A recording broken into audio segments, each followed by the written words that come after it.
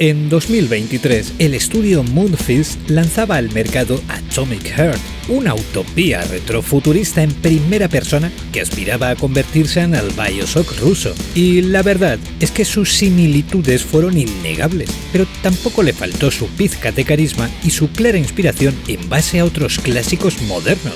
Y es por eso que hoy vamos a hablar de sus parecidos, de sus fuentes más evidentes y de toda la incorrección política y personalidad propia que posee, e inclusive sobre sus aciertos y sus errores.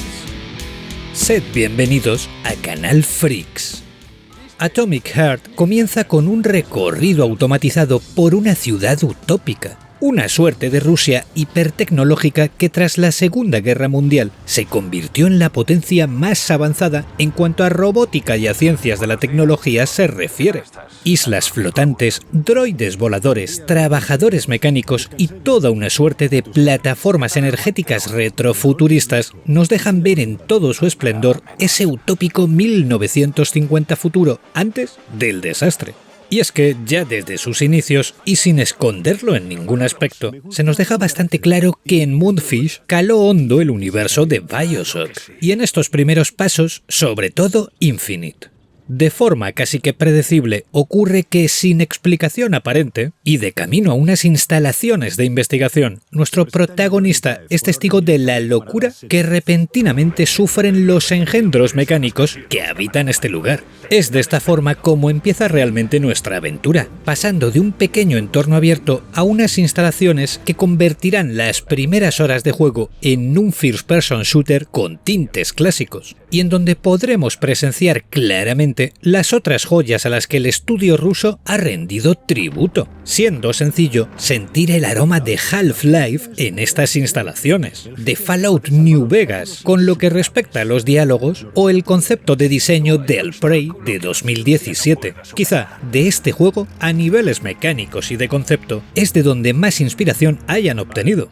Instalaciones científicas, ciudades flotantes, retrofuturos imposibles, armas y poderes, mejoras. Atomic Heart no deja dudas ante el jugador. Sus creadores han tomado lo que más les gustaba de sus títulos de cabecera y lo han aderezado con una suerte de diseño soviético y con un nivel de irreverencia impropio de cualquiera de sus inspiraciones. Porque evidencias a un lado en lo que Atomic Heart destaca y marca distinción desde el inicio, es en que quiere ser divertido en el sentido más literal, dejando a un lado las conspiraciones complejas, conceptos teóricos rebuscados o argumentos filosóficos complejos. Aquí, a los pocos segundos de iniciar la aventura, nos comunicamos con un personaje escondido dentro de un cagadero de granja. Nos salva la vida una abuela que ataca a los enemigos con un lanzamisiles y nos da conversación en todo momento un guante tecnológico que va con nosotros y que se llama Charles.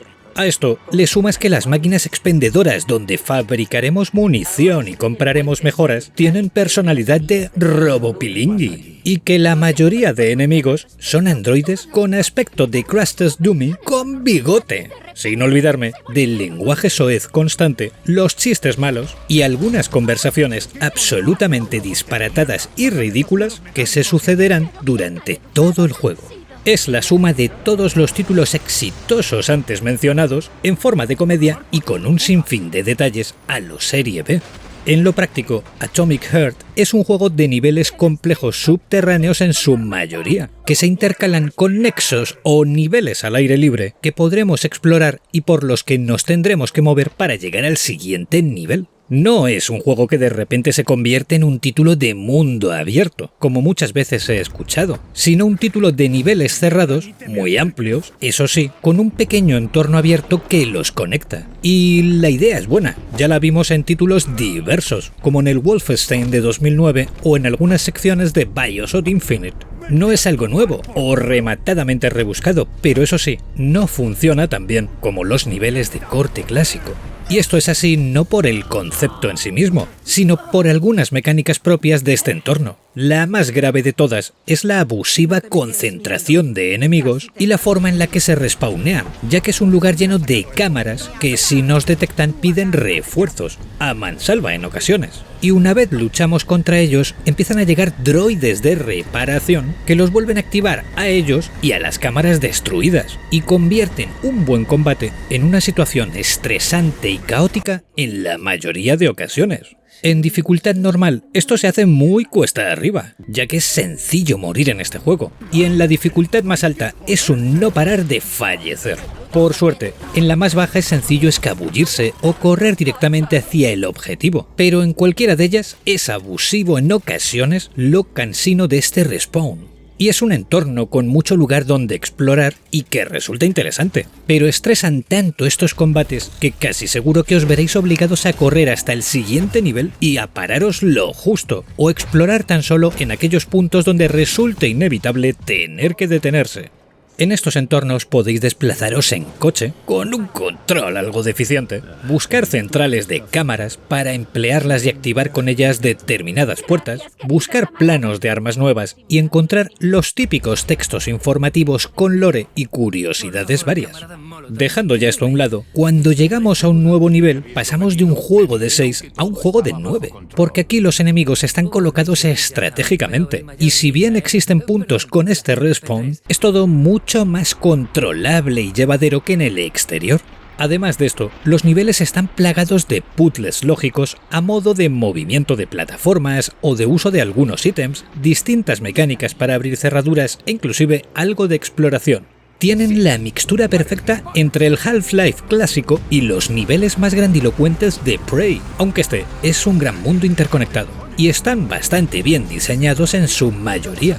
Añadamos enfrentamientos finales bastante épicos y algo complejos, diseñados para quitarse el sombrero, búsqueda constante de material para fabricar objetos, mejoras de armas, planos para nuevas creaciones, mejoras para nuestro guante y sus poderes, y un progreso bastante bien medido. No pararéis de mejorarlo constantemente todo.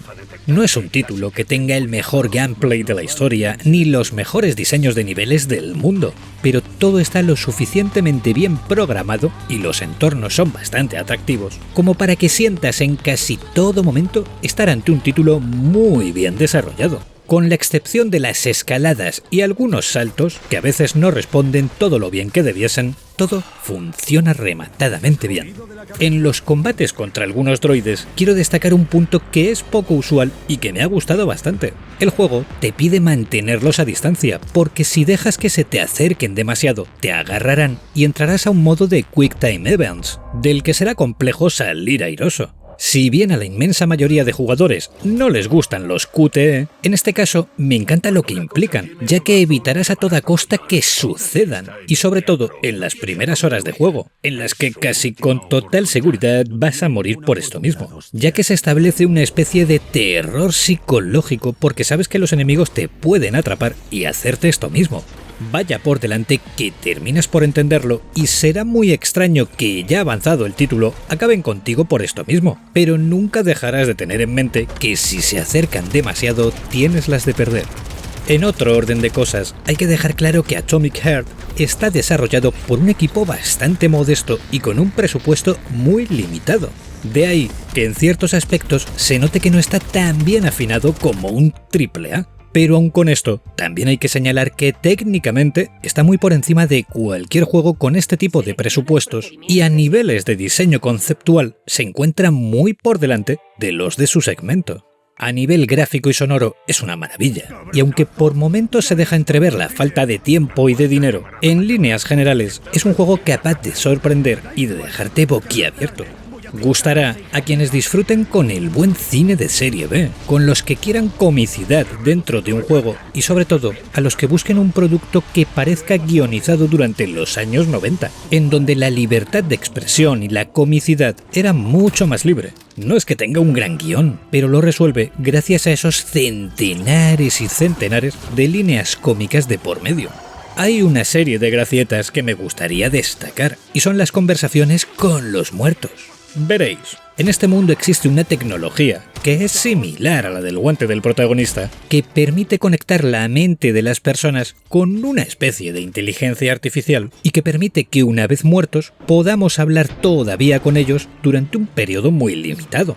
Pues bien, estas conversaciones con los muertos son en su mayoría un disparate y son el punto más alocado del juego.